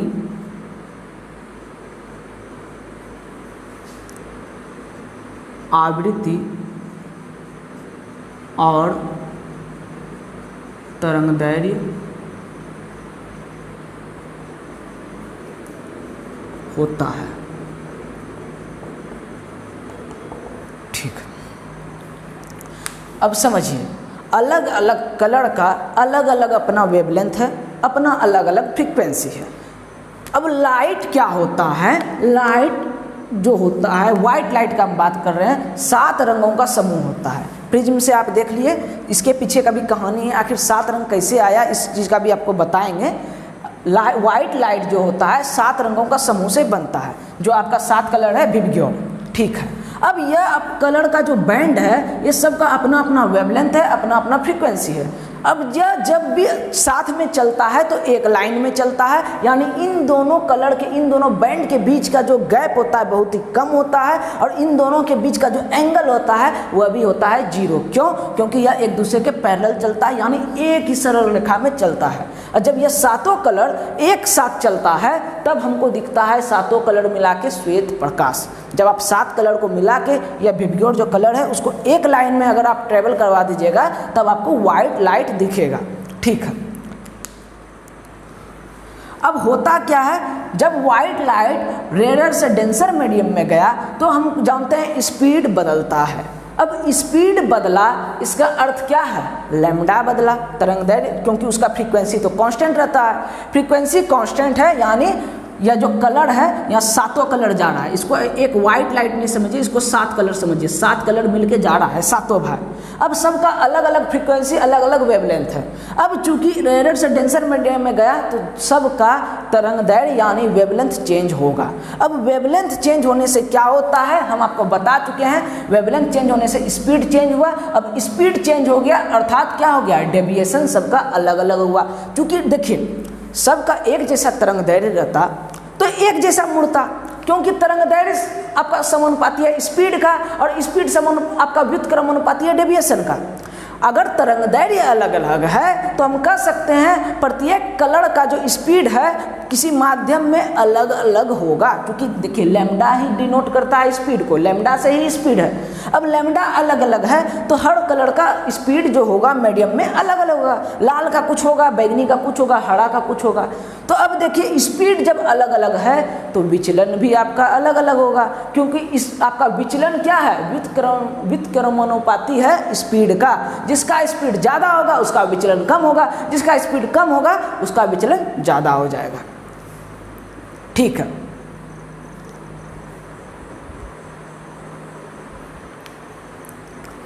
देखिए अब वेवलेंथ सबका अलग अलग है तो विचलन स्पीड सबका अलग अलग होगा मीडियम में। अब मीडियम में स्पीड अलग अलग है तो विचलन भी सबका अलग अलग होगा। ये मान लीजिए 5 डिग्री से मुड़ रहा है तो यह 8 डिग्री से मुड़ेगा। यानी देखिए व्हाइट कलर था 7 रंगों का समूह, सब साथ जा रहा था तो हमको श्वेत प्रकाश दिख रहा था। अब कोई मुड़ गया 5 डिग्री, कोई मुड़ गया 8 डिग्री, तो कलर एक दूसरे से क्या हो गया, अलग हो गया। जब कलर एक दूसरे से अलग हो गया तब हमको वह कलर दिखने लगता है। पहले तो यह सब मिल के आ रहा था तो श्वेत प्रकाश दिख रहा था, अब यह कम मुड़ गया तो यह लाल अलग हमको दिखने लगा। अब बैगनी ज़्यादा मुड़ गया तो यह हमको बैगनी अलग दिखने लगा। इसी प्रकार से सातों कलर आपका यहाँ पे वर्णपट के रूप में, स्पेक्ट्रम के रूप में दिखता है। अब यहाँ पे एक बात को समझिए, यहाँ पे लाल रंग को आप देख रहे हैं सबसे ऊपर रहता है, तो कभी सोचे हैं कि स्पेक्ट्रम जब हमको प्राप्त होता है तो लाल रंग सबसे ऊपर क्यों दिखता है? तो इसका भी कारण है। होता क्या है, लाल रंग सबसे ऊपर होने का अर्थ होगा कि उसका विचलन कम हुआ। अब उसका अगर डेविएशन कम हुआ है इसका अर्थ क्या है, उसका स्पीड ज़्यादा होगा। अब अगर उसका क्यों, क्योंकि विचलन आप देख सकते हैं डेविएशन एंटी प्रोपोर्शनल है स्पीड का। अगर आपका डेविएशन कम हो रहा है तो स्पीड उसका ज़्यादा हो रहा होगा। अब स्पीड ज़्यादा हो रहा है तो हो सकता है उसका तरंग दैर्घ्य ज़्यादा हो। क्यों? क्योंकि आपका तरंग दैर्घ्य यानी वेवलेंथ डायरेक्टली प्रोपोर्शनल है स्पीड का। तो हम कह सकते हैं चूंकि आपका रेड कलर का बैंड सबसे ऊपर दिख रहा है अतः आपका रेड रंग का वेवलेंथ सबसे आपका ज़्यादा होता है। सबसे ज़्यादा हुआ तो इसका स्पीड बढ़ा, स्पीड बढ़ा तो विचलन कम हुआ। अब बैगनी कलर सबसे नीचे क्यों है? क्योंकि इसका स्पीड सबसे कम है। अब इसका स्पीड सबसे कम क्यों है? क्योंकि इसका वेवलेंथ सबसे ज़्यादा है, माफ कीजिएगा सबसे कम है। तो अंत में समझ जाइए कुल मिलाकर विचलन क्यों हो रहा है, आपका स्पेक्ट्रम क्यों प्राप्त हो रहा है। तो स्पेक्ट्रम प्राप्त होता है अलग अलग, ये जो रंगों का समूह है 7 रंगों का समूह, इस सभी का विचलन अलग अलग हो रहा है। जब तक ये साथ में था तब तक ये हमको वाइट लाइट दिख रहा था। अब जैसे ही यह अपने अपने पथ से विचलित हो गया, कोई 5 डिग्री मुड़ गया, कोई 10 डिग्री मुड़ गया, तब हमको कलर अलग अलग भागों में दिखने लगा। दूसरा बात, अगर यह लाल रंग सबसे ऊपर क्यों दिख रहा है, क्योंकि हम आपको बता दें क्योंकि लाल रंग का तरंगदैर्घ्य सबसे ज़्यादा होता है। यह बात ऑब्जेक्टिव में काफ़ी बार पूछा जाता है कि किस रंग का तरंगदैर्घ्य यानी वेवलेंथ सबसे ज़्यादा होगा, आपको ऑप्शन दे देगा तो आपको रेड कलर में टिक मारना है। अब पूछ देगा किस रंग का तरंगदैर्घ्य सबसे कम होता है तो आपको बैगनी रंग में टिक मारना है। अब आपको पूछ देगा किस रंग का स्पीड किसी मीडियम में सबसे ज़्यादा होता है, तो यहाँ पे आप देख रहे हैं लाल रंग का विचलन कम हो रहा है, इस अतः क्या होगा, लाल रंग का स्पीड सबसे ज़्यादा होगा, तो आपको रेड में टिक मारना। इसीलिए हम पहले से यहाँ पे लिख चुके हैं कि देखिए ऊपर से अगर नीचे से अगर आप ऊपर जाइएगा तो स्पीड आपका बढ़ता है, स्पीड बढ़ने का अर्थ है आपका लैम्डा बढ़ता है। तो इस चीज़ को याद रखिएगा, आप ऊपर से नीचे जाएंगे तो आपका स्पीड बढ़ेगा, स्पीड बढ़ने का अर्थ है लैम्डा बढ़ेगा। और अगर आप यह स्पेक्ट्रम जो प्राप्त हो रहा है इसमें ऊपर से नीचे जाइएगा तो ऊपर से नीचे जाने पे आपका क्या होगा, डेविएशन बढ़ेगा, यानी बैगनी रंग का डेविएशन सबसे ज़्यादा होगा लेकिन बैगनी रंग का स्पीड सबसे कम होगा। अब यहाँ पे देखिए रेड रंग का आपका स्पीड सबसे ज़्यादा होगा, लैम्डा ज़्यादा होगा, अतः क्या है रेड रंग का डेविएशन सबसे कम होगा। तो इस तीर का उपयोग आप कॉपी में नोट बना लीजिएगा, क्योंकि हो सकता है आपको तुलना करके बोल दे कि बताइए नारंगी और ब्लू में सबसे ज़्यादा विचलन किसका होगा। तो आप यहाँ पे देखिएगा नारंगी रंग यहाँ पे है और ब्लू रंग आपका यहाँ पे है, तो हम देखेंगे विचलन में, तो विचलन हम देख रहे हैं ब्लू रंग का ज़्यादा होगा एज कम्पेयर टू नारंगी। तो इस तरह आप यह चार्ट को देखकर कोई भी ऑब्जेक्टिव स्पेक्ट्रम पर आधारित आसानी से बता सकते हैं। तो इसको अच्छे से नोट कर ही लीजिएगा। अब आते हैं हम कहानी पर कि कैसे हम जाने कि श्वेत प्रकाश 7 रंगों का समूह से मिलकर बना है। तो यह बात देखिए, कोई भी चीज़ अपने मन से नहीं बोला जाता है। साइंस में होता क्या है, हम जो देखते हैं वही लॉ बना देते हैं। जो बार बार देख रहे हैं घटना, हाँ बार बार यही हो रहा है, प्रकृति बार बार जो चीज़ दिखाती है वही हम नियम बना देते हैं। जैसे देखिए पहाड़ से पानी नीचे, झरना में पहाड़ से पानी नीचे गिरता है, अब जहाँ भी आप झरना जाइए नीचे गिरता हुआ ही दिखेगा, तो यह लॉ बन गया कि ऊपर का चीज़ पानी नीचे गिरता है। क्यों गिरता है, तो नाम दे दिए ग्रेविटेशन से गिरता है, क्योंकि प्रत्येक चीज़ धरती उसको नीचे की ओर खींचता है। तो जो चीज़ आप प्रकृति में बार बार देखते हैं वही उसका नियम बन जाता है। तो यह घटना है न्यूटन महोदय की। हाँ आप सही सुन रहे हैं, न्यूटन ये वही न्यूटन है जिन्होंने 3 लॉ ऑफ मोशन दिए थे, लॉ ऑफ मोशन के 3 रूल दिए थे। और सब भी इसका विज्ञान के क्षेत्र में इनका बहुत कार्य है, तो एक कार्य उनमें से ये प्रिज्म वाला भी है। डिस्पर्सन सबसे पहले याद रखिएगा न्यूटन ने ही दिखाया था। वे क्या किए, वाइट लाइट से प्रैक्टिकल कर रहे थे। वही एक बार ग्लास स्लैब से वाइट लाइट को गुजारे, एक बार दूसरे माध्यम से गुजारे, इसी तरह करते करते उन्होंने एक प्रिज्म से वाइट लाइट को गुजार दिया। तो हुआ क्या, उन्होंने देखा कि वाइट लाइट आपका 7 रंगों में विभक्त हो गया। वे चौंक गए, उत्तरी ये क्या हो गया, उन्हें बहुत आश्चर्य हुआ। और अभी तक कोई भी व्यक्ति स्पेक्ट्रम, 1 मिनट रुकिएगा, हाँ तो हम बता रहे थे न्यूटन साहब ने जब प्रिज्म से होकर वाइट लाइट को गुजारा तो उन्होंने देखा कि वह जो वाइट लाइट था वो 7 रंगों में विभक्त हो गया, जिनमें से सबसे ऊपर था आपका रेड और सबसे नीचे था वायलेट। वे बहुत ही आश्चर्यचकित हो गए, ये कैसे हो गया, वाइट लाइट था वाइट कलर का, उनसे 7 कलर कैसे निकल सकता है। तो वे सोचे चलो इसमें और थोड़ा प्रैक्टिकल करते हैं। तो वे क्या किए, यहाँ पर एक और प्रिज्म रख दिए।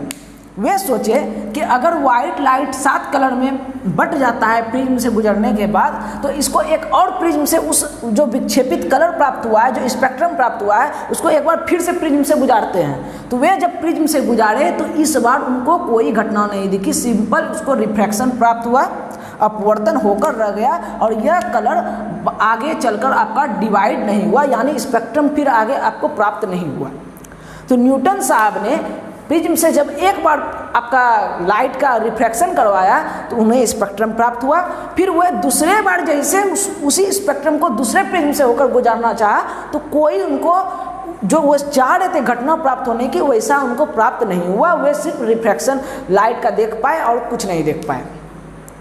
तो वे सोचे चलो ऐसे नहीं हो रहा है, तो उनके मन में ख्याल आया कि एक बार प्रिज्म को उल्टा कर देते हैं।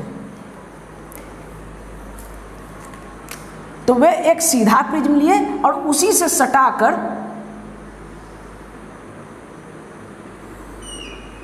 एक उल्टा प्रिज्म ले लिए। अब उल्टा प्रिज्म लेने से क्या हुआ, यह जो 7 कलर का स्पेक्ट्रम था यह वापस अपवर्तन हुआ इस प्रकार से कि आपका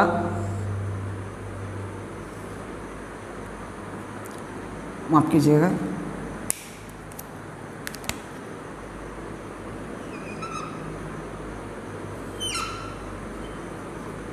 वाइट लाइट, वाइट लाइट, वे चौंक गए।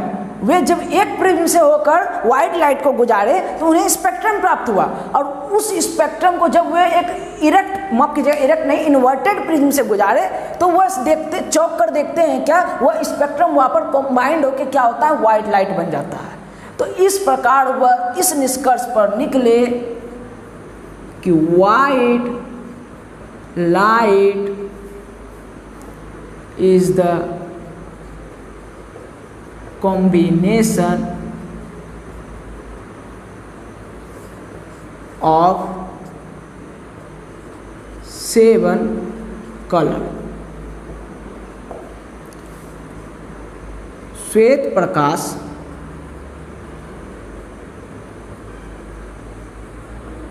7 वर्णों का या रंगों का संयोजन है। जब वे एक प्रिज्म से गुजारे तो स्पेक्ट्रम प्राप्त हुआ, और उसी स्पेक्ट्रम को जब वह इन्वर्टेड प्रिज्म से गुजारे, उल्टे प्रिज्म से गुजारे, तो वे देखते हैं कि वे स्पेक्ट्रम एक दूसरे से आपस में मिलने लगे और उन्हें व्हाइट लाइट प्राप्त हो गया। यहाँ पे बात याद रखिएगा, यह जो प्रिज्म है उल्टा वाला, यह हूबहू इसी प्रिज्म का आपका नकल है। अगर यह प्रिज्म थोड़ा सा भी इससे मोटा या पतला होगा तो हो सकता है व्हाइट लाइट आपको प्राप्त नहीं हो, क्योंकि यह वाला प्रिज्म क्या कर रहा है, यह जो जिस एंगल से इसको डेविएट किया था उस एंगल को वापस उल्टा दिशा में डेविएट कर रहा है। तो कुल मिला के हम कह सकते हैं यह प्रिज्म और यह प्रिज्म मिलाकर एक ग्लास स्लैब का निर्माण कर रहा है। आप देख सकते हैं इसका दोनों लेटरल सरफेस क्या है, एक दूसरे के पैरेलल है। तो ये तो हुआ व्हाइट लाइट का कहानी कि हम कैसे जाने कि वह 7 रंगों का समूह है।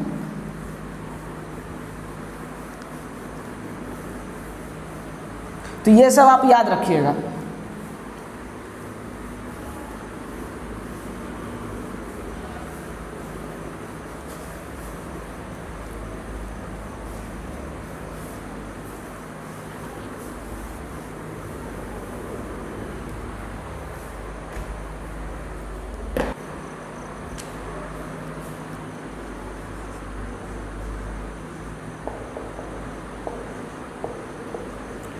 रेनबो,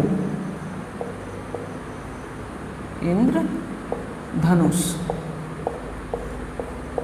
आप देखे होंगे वर्षा के पश्चात या वर्षा के समय आपको आकाश में एक धनुष के आकार का, बो के आकार का रंगीन पट्टी देखने को मिलता है।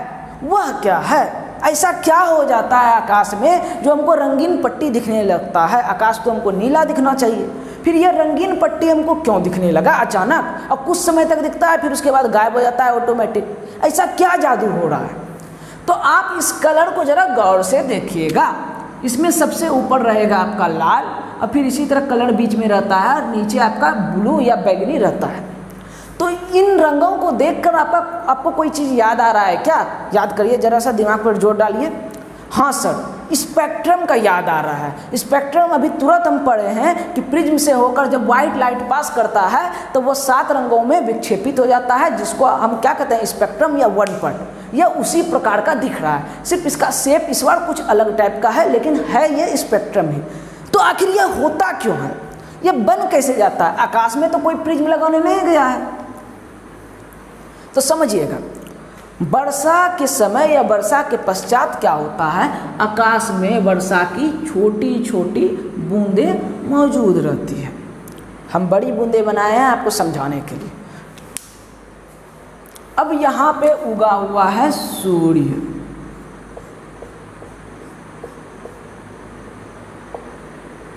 ठीक है। सूर्य से प्रकाश की किरणें आई। चलिए एक रे टाइप का ले लेते हैं। अब देखिए चूंकि ये वर्षा की बूंदें हैं, पानी की बूंद है, तो रेयर से डेंसर मीडियम में जाएगा तो क्या होगा, अपवर्तन होगा। अपवर्तन के साथ क्या होगा, डिस्पर्सन भी होगा। क्यों? क्योंकि यहाँ पे आप देख सकते हैं ये वाला सरफेस और ये वाला का सरफेस दोनों पैरेलल नहीं है। डिस्पर्सन हम क्या बोले थे, डिस्पर्सन कब होता है, जब विचलन होता है। यहाँ पे आप देख रहे हैं विचलन होगा, यहाँ पे लाइट आया या कुछ इस प्रकार से मुड़ गया, तो इसको हम ब्लू कलर में दिखा देते हैं।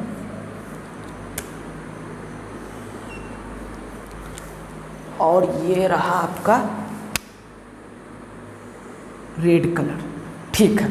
प्रकाश आया, डिस्पर्सन हो गया। अब डिस्पर्सन के लिए हम क्या बताए थे, अगर सतह दो लेटरल सरफेस, जब लाइट एक सरफेस से दूसरे सरफेस पड़ रहा है, दोनों सरफेस जब एक दूसरे के पैरेलल हो तब विचलन नहीं होता है।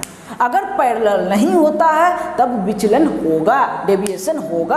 अब डेविएशन होगा तो आपका डिस्पर्सन भी होगा, वर्ण विक्षेपण होगा।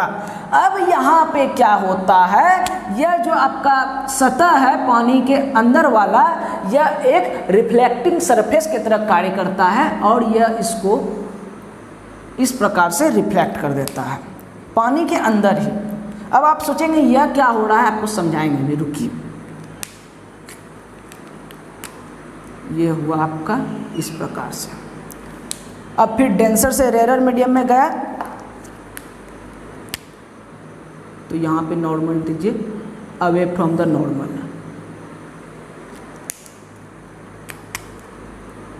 अवे फ्रॉम द नॉर्मल, और यह आपका प्राप्त हो गया रेनबो। समझिएगा, लाइट जब सूर्य का वाटर ड्रॉप में पड़ा तो वह रेयर से डेंसर मीडियम में गया। फिर इसके सरफेस को हम गौर से देखें, इसका फर्स्ट सरफेस और सेकंड सरफेस जो सामने वाला है जहाँ से लाइट गुजर रहा है वह एक दूसरे के पैरेलल नहीं है। अब पैरेलल नहीं है तो विचलन होगा, अब विचलन होगा तो डिस्पर्सन भी होगा, डिस्पर्सन यहाँ पे हो गया। अब सर यहाँ पर बात रहा, लाइट को यहाँ से यहाँ निकल जाना चाहिए था, यहीं अंदर में रिफ्लेक्शन कैसे हो गया पानी की सतह में। तो याद करिए लाइट वाले चैप्टर में हम आपको बताए थे TTR, माफ कीजिएगा TIR, टोटल इंटरनल रिफ्लेक्शन, यानी पूर्ण आंतरिक परावर्तन। अब पूर्ण आंतरिक परावर्तन क्या होता है, तो एंगल ऑफ इंसिडेंस का हुआ वैल्यू जिसके लिए एंगल ऑफ रिफ्लेक्शन क्या हो जाता है, 90 डिग्री से ज़्यादा हो जाता है, तब उस स्थिति में क्या हो जाता है, टोटल इंटरनल रिफ्लेक्शन होने लगता है। हम आपको बताए हैं और वो आपका टॉपिक में था नहीं, लेकिन फिर भी हम बोले थे ये आपको आगे काम देगा। तो यही चीज़ आपका यहाँ पे कॉन्सेप्ट लग रहा है। यहाँ पे टोटल इंटरनल रिफ्लेक्शन हो रहा है, यहाँ पे जो एंगल ऑफ इंसिडेंस है इस वाले सरफेस के लिए एंगल ऑफ इंसिडेंस जो है वो आपका 90, एंगल ऑफ रिफ्लेक्शन को 90 डिग्री से ज़्यादा बना देता है। अब एंगल ऑफ रिफ्लेक्शन 90 डिग्री से ज़्यादा हो रहा है, angle of reflection is equal to greater than 90 degree. अब चूंकि एंगल ऑफ रिफ्लेक्शन आपका 90 डिग्री से ज़्यादा हो रहा है, इस कारण से क्या होता है, टोटल इंटरनल रिफ्लेक्शन यानी पूर्ण आंतरिक परावर्तन। अब पूर्ण आंतरिक परावर्तन यहीं पे हो जाता है, और जिस कारण से यहाँ पे एक बार फिर से अपवर्तन होता है, डेंसर से रेयर मीडियम में गया तो यह अवे फ्रॉम द नॉर्मल यानी अभिलंब से दूर हट गया और आपको इस प्रकार से रेनबो दिख गया। यही एक बूंद में हम दिखाए, यह अनेकों बूंद में होगा इसी प्रकार से, और सभी का रेनबो, सभी का यह जो स्पेक्ट्रम है मिलकर एक बड़ा सा रेनबो का निर्माण करता है।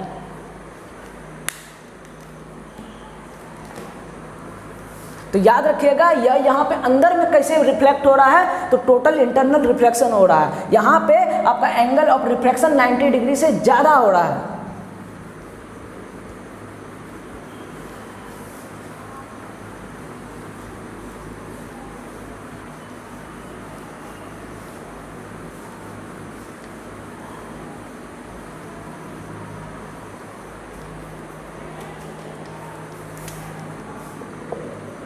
लिखिएगा, it is the natural spectrum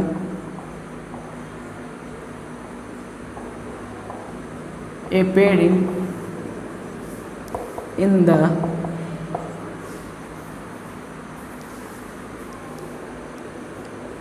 sky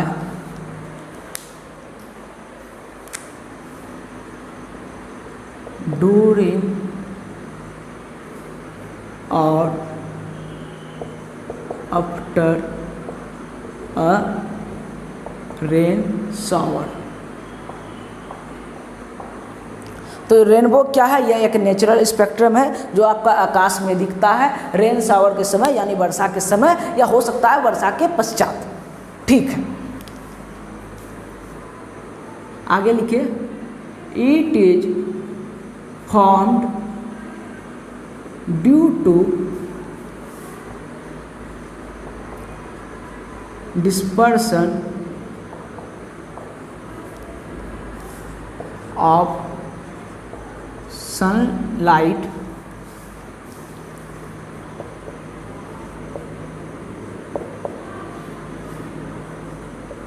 by the raindrop, या यहाँ पे आप वाटर ड्रॉप भी लिख सकते हैं, present in the atmosphere।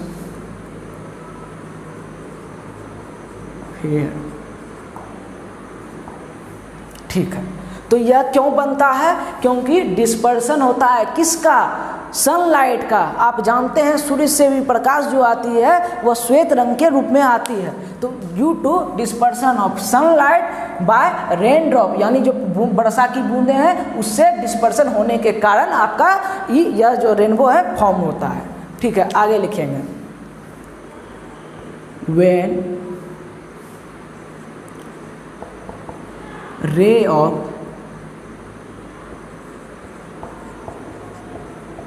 sunlight, आप पैराग्राफ यहाँ पे चेंज करके भी लिख सकते हैं, enters the raindrop,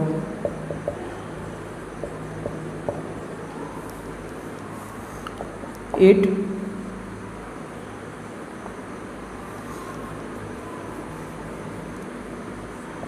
first refract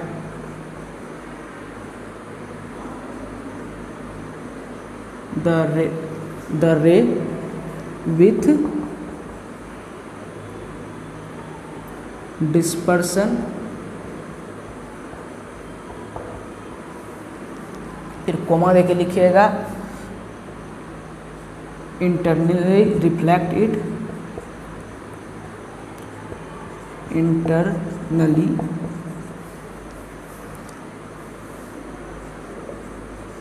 reflect it, and finally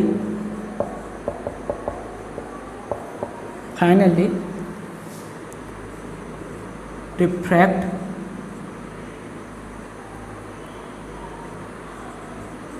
out।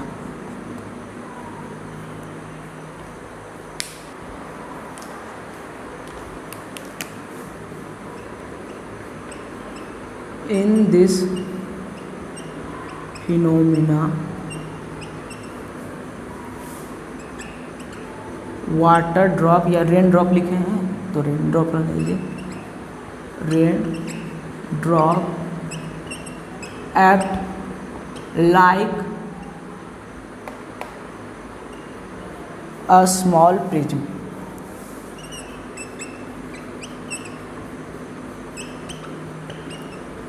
यानी इस घटना में जो आपका रेन ड्रॉप है वह छोटे प्रिज्म की तरह व्यवहार करता है या कार्य करता है। चलिए हिंदी वाले लिखिए, यह एक प्राकृतिक वर्णपट है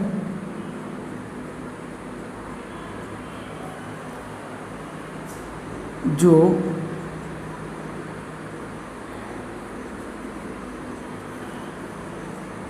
वर्षा के समय या पश्चात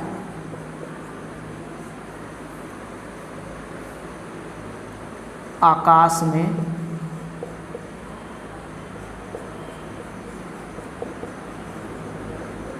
दिखाई देता है। It is form due to dispersion of sunlight. यह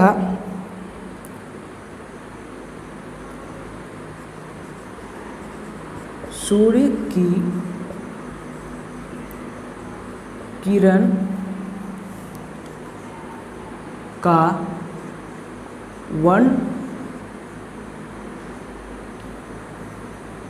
सूर्य की किरण का वर्षा की बूंदों द्वारा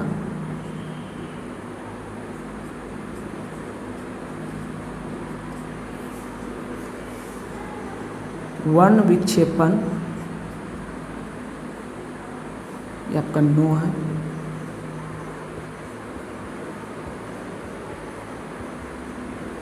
वर्ण विक्षेपण, यह सूर्य की किरण का वर्षा की बूंदों द्वारा वर्ण विक्षेपण के कारण बनता है।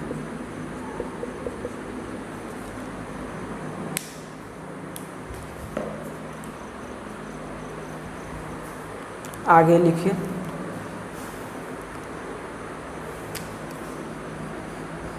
जब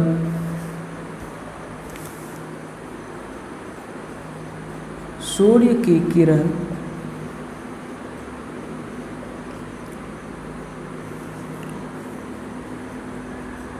वर्षा की बूंदों में दुर्गीकार होगा शायद में प्रवेश करती है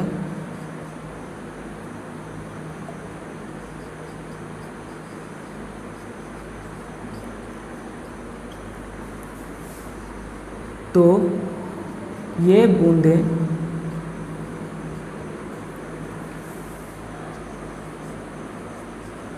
पहले किरण को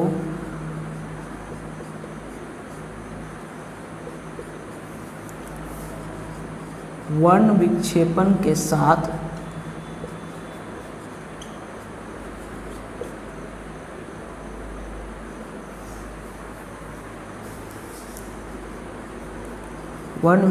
के साथ अपवर्तित करती है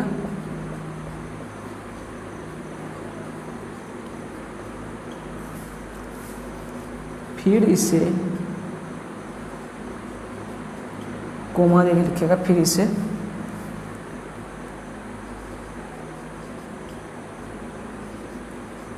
पूर्ण आंतरिक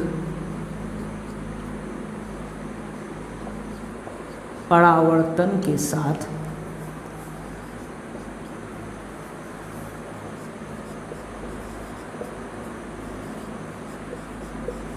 अपवर्तन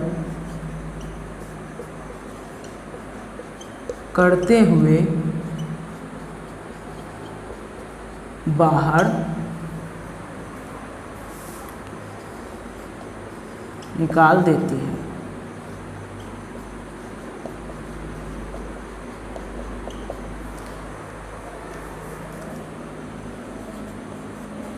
क्या लिखे हैं फिर? इन दिस फिनोमिना, इस घटना में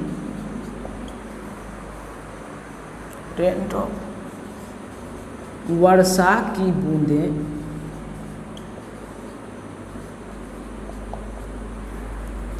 छोटे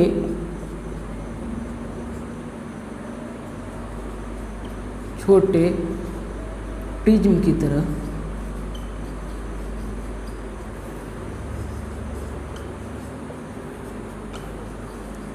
कार्य करती है। चलिए नोट करिए इसको। अगर एग्जाम में तो यह आता है बार बार, तो तो आएगा, तो आपको ऐसे ही लिख देना है। अगर अच्छा से और लिखना चाहते हैं तो इतना सा आप डेफिनेशन लिखने के बाद यहाँ पे पैराग्राफ को चेंज कर दीजिएगा, यहाँ पे पैराग्राफ को चेंज कर दीजिएगा। ऐसे भी लिखिएगा तो सही है, लेकिन पैराग्राफ चेंज करिएगा थोड़ा सुंदर लगेगा देखने में। Rainbow, it is the natural spectrum appearing in the sky during or after a rain shower. It is formed due to dispersion of sunlight by the raindrop present in the atmosphere. When ray of sunlight enters the raindrop, it first refracts the ray with dispersion, internally reflect it, and finally refract out. In this phenomena, raindrop act like a small fringe. यह एक प्राकृतिक वर्णपट है जो वर्षा के समय या पश्चात आकाश में दिखाई देता है। यह सूर्य की किरणों का वर्षा की बूंदों द्वारा वर्ण विक्षेपण के कारण बनता है। जब सूर्य की किरण वर्षा की बूंदों में प्रवेश करती है तो ये बूंदें पहले किरण को वर्ण विक्षेपण के साथ अपवर्तित करती है, फिर इसे पूर्ण आंतरिक परावर्तन के साथ अपवर्तन करते हुए बाहर निकाल देती है। इस घटना में वर्षा की बूंदें छोटी छोटी प्रिज्म की तरह कार्य करती है। चलिए पहले इसको नोट करिए।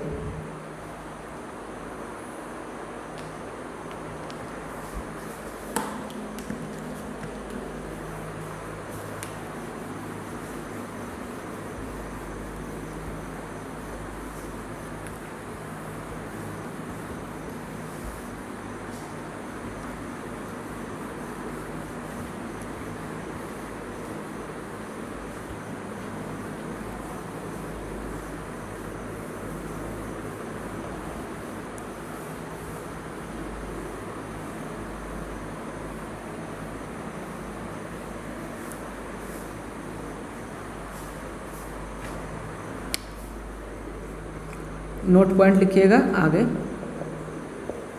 रेनबो इज ऑलवेज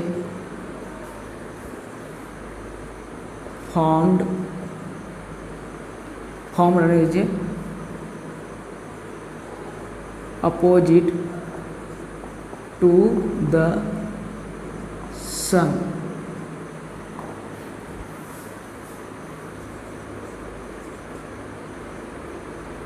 इंद्रधनुष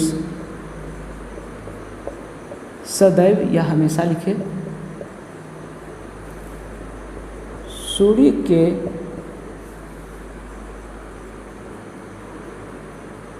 की विपरीत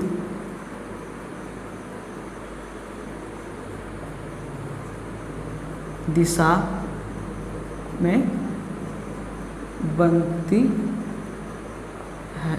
यानी सूर्य जो रहेगा उसके सामने बनेगा।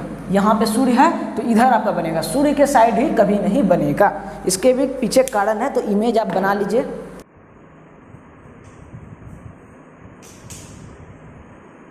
वर्षा की बूंदें मान लीजिए, यहाँ पर सूर्य।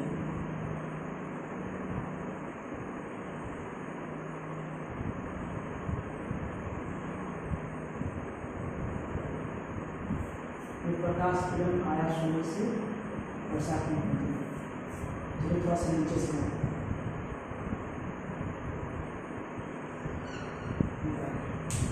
अब यहाँ पे इसका होगा अपवर्ड। हम आपको बताए हैं ब्लू बैंगनी रंग का वर्णन सबसे ज़्यादा होता है। फिर यहाँ पर टोटल इंटरनल रिफ्लेक्शन होगा, फिर उसके बाद रिफ्लेक्शन के साथ यह बाहर आ जाएगा। अब रिफ्लेक्शन ऐसे आपके होगा, देखिए यहाँ पर एक नॉर्मल डालिए, यहाँ पर आप टेंजेंट खींचिए तो अवे फ्रॉम द नॉर्मल जाना चाहिए था, यहाँ नॉर्मल से दूर हो गया। अब यह किरण आ गया कुछ यहाँ पर, ठीक है। अब आप यहाँ लाल रंग पे, क्योंकि वन विक्षेपण हो रहा है सही कलर का होगा, अब लाल रंग रहेगा ऊपर। अब इसका यहाँ पर हुआ, यहाँ पर नॉर्मल डालिए तो ये कुछ इस प्रकार से आपको देखने को मिलेगा। समझिए। और फिर इसी तरह बहुत सारा बूंद है, सबसे मिलकर यह आपको वन पॉइंट प्राप्त होता जाएगा, आपको एक रेनबो दिख जाएगा। फिगर में आपको देखकर हमको लग रहा होगा, आपको समझ में नहीं आ रहा होगा कि ये सूर्य की विपरीत दिशा में कैसे है। तो देखिए सूर्य है, सपोज करिए वहां पर, ठीक है। अब वर्षा की बूंद यहाँ पर है सूर्य, अब वर्षा की बूंदें हैं यहाँ, तो सूर्य यहाँ पर है, वर्षा की बूंद यहाँ पर है, इससे लाइट वर्षा की बूंद में आया, डिस्पर्सन के साथ एक लाइट आ गया इधर, स्पेक्ट्रम हमको इधर प्राप्त हो गया। सूर्य यहीं पर है, वर्षा की बूंद यहाँ पर है, हमको स्पेक्ट्रम इधर प्राप्त हो गया। इसी प्रकार बहुत सारा स्पेक्ट्रम प्राप्त हुआ। तो आकाश में हमको सूर्य यहाँ पर है, देख लीजिए आकाश में हमको यहाँ पर इस प्रकार से रेनबो दिख गया। तब अब जो हम बीच में ऐसे खड़ा रहेंगे, हम ऐसे यहाँ देखने आए तो देख रहे अरे सूर्य है यहाँ पर और उसके पीछे रेनबो बन रहा है रेनबो। क्यों? क्योंकि वहां पे डिस्पर्सन के बाद क्या हो रहा है, वो जो स्पेक्ट्रम है वो हमारे पीछे की ओर जा रहा है और पीछे की ओर जाने पर वो बन रहा है। तो हमको देखने में ऐसा लगेगा कि सूर्य यहाँ पर है और उसका रेनबो कहाँ पर बन रहा है, घूमने पर पीछे बनता है। तो ये फिगर आप बना लीजिएगा, एग्जाम में आपको जो पूछेगा कि रेनबो क्या है या कैसे बनता है, उसके बारे में डेफिनेशन लिख देना है, या आप डेफिनेशन के साथ भी लिख सकते हैं, नहीं भी लिखिएगा तो चलेगा, आपका नॉलेज के लिए थोड़ा सा बता दें। और फिगर जरूर बना दीजिएगा, फिगर बनाने से थोड़ा सा अच्छा हो जाता है। वाटर ड्रॉपलेट्स, यहाँ पे आप लिख दीजिए स्पेक्ट्रम या रेनबो कर दीजिएगा।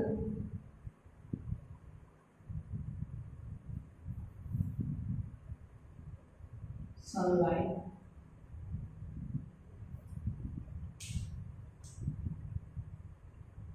सूर्य की किरण, पानी की बूंदें या वर्षा की बूंदें भी आप लिख सकते हैं, बूंद, ठीक है।